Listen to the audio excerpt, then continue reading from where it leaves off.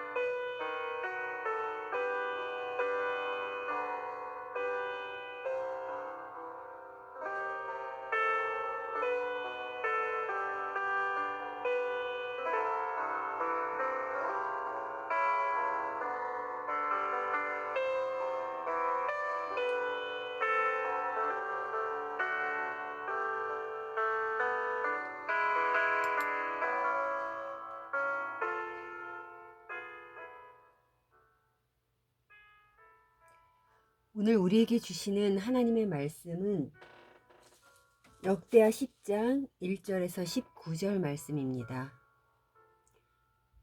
13절까지 읽겠습니다. 르호보암이 세겜으로 갔으니 이는 온 이스라엘이 그를 왕으로 삼고자 하여 세겜에 이르렀음이더라. 느밧의 아들 여로보암이 전에 솔로몬 왕의 낯을 피하여 애굽으로 도망하여 있었더니 이 일을 듣고 여로보암이 애굽에서부터 돌아오매 무리가 사람을 보내어 그를 불렀더라. 여로보암과 온 이스라엘이 와서 르호보암에게 말하여 이르되 왕의 아버지께서 우리의 멍에를 무겁게 하였으나 왕은 이제 왕의 아버지께서 우리에게 시킨 고역과 매운 무거운 멍에를 가볍게 하소서. 그리하시면 우리가 왕을 섬기겠나이다. 르호보암이 그들에게 대답하되 3일 후에 다시 내게로 오라 하매 백성이 가니라. 르호보암 왕이 그의 아버지 솔로몬의 생전에 그 앞에 모셨던 원로들과 의논하여 이르되 너희는 이 백성에게 어떻게 대답하도록 권고하겠느냐 하니 그들이 대답하여 이르되 왕이 만일 이 백성을 후대하여 기쁘게 하고 선한 말을 하시면 그들이 영원히 왕의 종이 되리이다 하나 왕은 원로들의 가르치는 것을 버리고 그 앞에 모시고 있는 자기와 함께 자라난 젊은 신하들과 의논하여 이르되 너희는 이 백성에게 어떻게 대답하도록 권고하겠느냐. 백성이 내게 말하기를 왕의 아버지께서 우리에게 매운 멍에를 가볍게 하라 하였느니라 하니 함께 자라난 젊은 신하들이 왕께 말하여 이르되 이 백성들이 왕께 아뢰기를 왕의 아버지께서 우리의 멍에를 무겁게 하였으나 왕은 우리를 위하여 가볍게 하라 하였은즉 왕은 대답하시기를 내 새끼손가락이 내 아버지의 허리보다 굵으니 내 아버지가 너희에게 무거운 멍에를 매게 하였으나 이제 나는 너희의 멍에를 더욱 무겁게 할지라. 내 아버지는 가죽 채찍으로 너희를 치셨으나 나는 전갈 채찍으로 하리라 하소서 하더라. 3일 만에 여로보암과 모든 백성이 르호보암에게서 나왔으니 이는 왕이 명령하여 이르기를 3일 만에 내게로 다시 오라 하였음이라.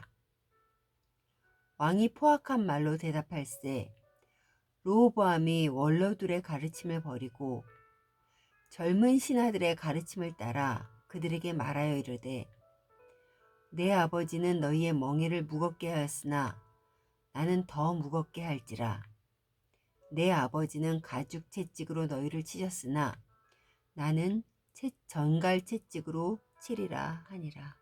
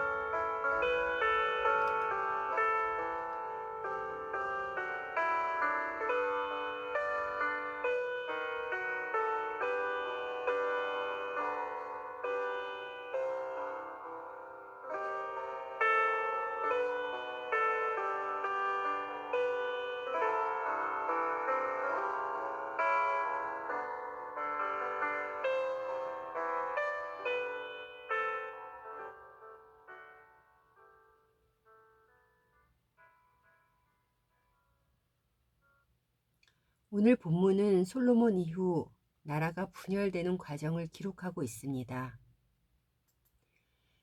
솔로몬이 죽은 다음 아들인 르호보암이 왕위를 물려받자 솔로몬 왕의 낯을 피하여 애굽으로 도망갔던 여로보암이 돌아옵니다.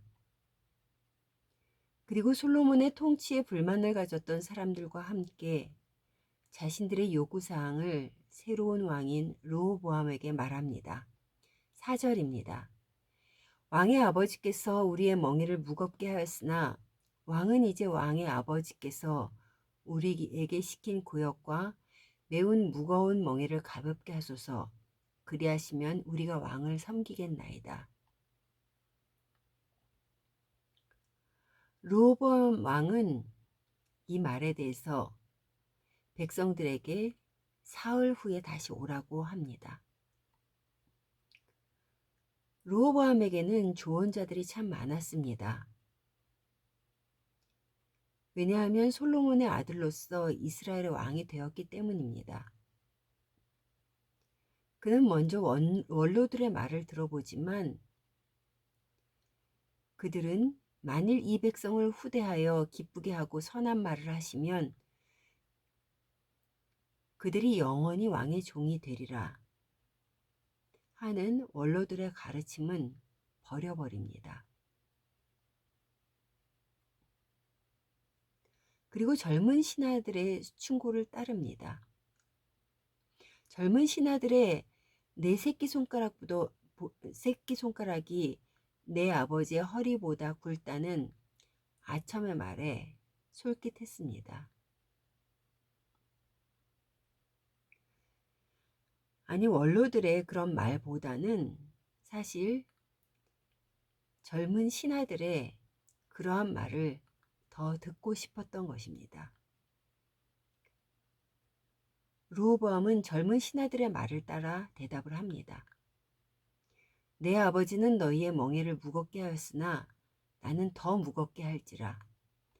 내 아버지는 가죽 채찍으로 너희를 치셨으나 나는 전갈 채찍으로 치리라 하니라.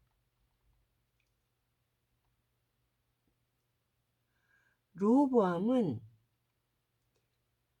참으로 경솔했습니다. 백성들의 말에 더욱 하나님께 물어보지도 않고 또 원로들과 더 깊이 의논하지도 않고 사흘 후에 오라는 그 말부터 경솔했습니다. 이런 경솔함은 어디에서부터 비롯됐을까 하는 생각을 해보았습니다. 르호보암에게는 예배가 없었습니다. 하나님과 교제가 없었다는 것입니다. 그러니 왕위에 오르자 하나님 앞으로 먼저 갔다는 그런 말보다는 세겜으로 나가 바로 백성들을 대한 이야기가 나옵니다. 그리고 아버지 솔로몬 곁에서 오랫동안 함께했던 원로들의 이야기도 그의 귀를 충족시키지 못했습니다. 그가 솔로몬 밑에서 자라면서 보고 배운 것은 무엇이었을까요?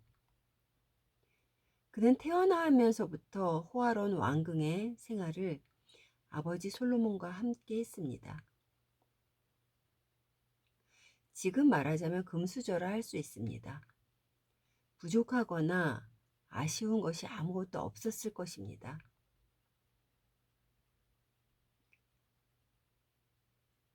그는 많은 후궁을 두었던 아버지 솔로몬의 모습, 또 국력을 위해 많은 세금을 부과하고 노역을 시키는 아버지의 모습,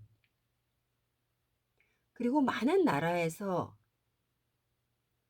솔로몬을 보러 와서 엎드리고 또 많은 재물들을 바치고 가는 모습들을 봤을 때 정치가 굉장히 쉽게 보여졌을 것입니다. 점점 하나님과 멀어지는 솔로몬의 모습 속에서 르호보암의 시선은 하나님을 따르지 않고 아버지 솔로몬의 부귀영화에 시선을 두었던 것입니다.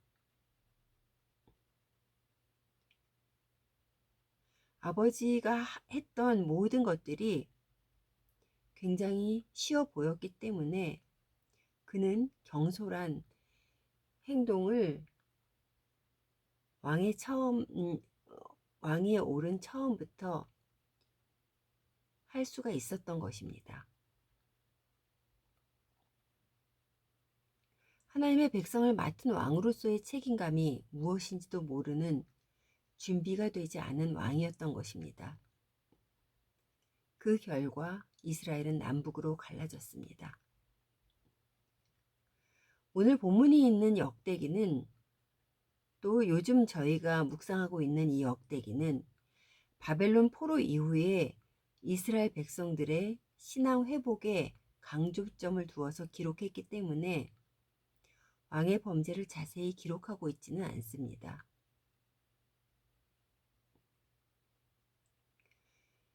그런데 열왕기상을 보면 하나님께서는 이스라엘의 남북 분열을 이미 정해 놓으셨습니다. 열왕기상 11장 9절에서 11절입니다.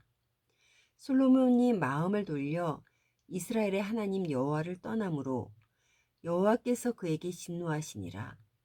여호와께서 일찍이 2번이나 그에게 나타나시고 이 일에 대하여 명령하사 다른 신을 따르지 말라 하셨으나 그가 명령을 지키지 아니하였으므로 여호와께서 솔로몬에게 말씀하시되 내게 이러한 일이 있었고 또 내가 내 언약과 내가 내게 명령한 법도를 지키지 아니하였으니 내가 반드시 이 나라를 내게서 빼앗아 내 신하에게 주리라. 이방 여인들을 아내로 삼은 솔로몬은 결국 그의 아내들의 우상을 따라가느라 여호와 하나님을 떠났습니다. 그 결과 남북 분열입니다. 만약 르호보암이 아버지의 우상 숭배의 죄를 심각하게 생각하고 하나님 앞에 엎드렸다면 하나님께서는 자비를 베풀지 않으셨겠습니까? 사랑하는 성도 여러분, 하나님을 멀리한 자는 지혜가 가려집니다. 하나님께서 주시는 지혜는 무엇이 옳고 그른지를 알게 하기 때문입니다. 눈앞에 보이는 것이 아무리 좋아도 따라가지 않습니다. 어떠한 달콤한 말에도 넘어가지 않습니다. 자신을 과신하지도 다른 사람을 의지하지도 않습니다. 하나님을 경외하는 자는 하나님이 주시는 지혜로 세상을 보게 하실 것입니다. 하나님께 지혜를 구하여 지혜를 받은 솔로몬이지만 그 시선이 세상으로 옮겨질 때에 그 지혜는 가려져 버렸습니다. 아버지 솔로몬의 지혜를 보고 들은 르호보암이지만 진짜 지혜의 근원을 몰랐기에 지혜의 소중함을 몰랐던 르호보암은 결국 우매한 길을 쫓아가게 된 것입니다. 하나님을 믿는다고 하지만 세상 풍조를 쫓아가느라 너무 멀리 세상으로 가지 않기를 기도해야 합니다. 항상 하나님의 자녀의 시선으로 세상을 바라볼 수 있는 지혜를 간구하며 그리스도인으로서 본분을 다하는 하루 되시기를 간절히 소원합니다.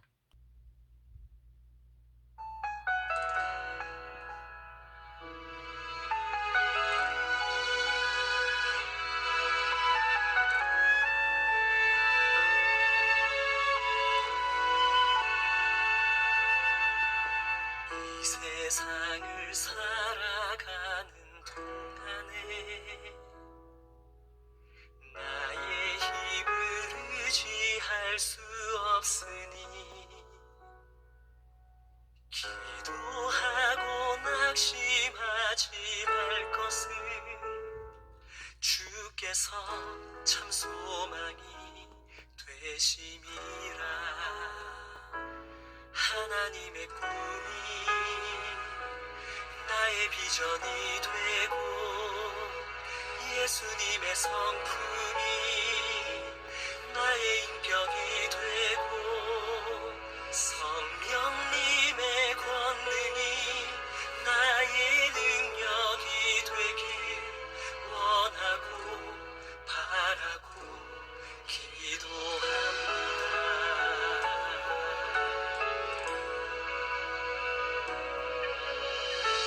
세상을 살아가는 동안에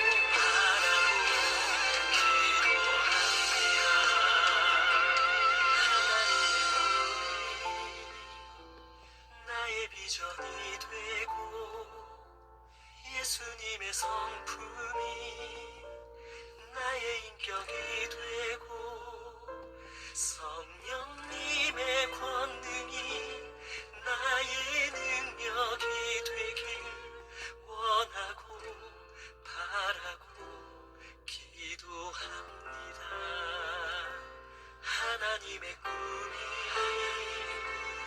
나의 비전이 되고 예수님의 성품이